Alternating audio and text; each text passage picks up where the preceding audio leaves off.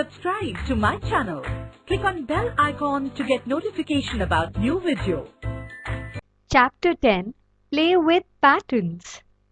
Hey kids, you must have seen many patterns on your dresses, dupattas, saris and many other things, don't you? Well, here are some patterns made by Tinu by this blog. First one is a sari.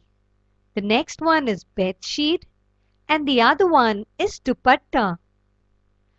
Well, we have seen that Tinu has made different patterns using the same block. Now make 3 different patterns using the given block.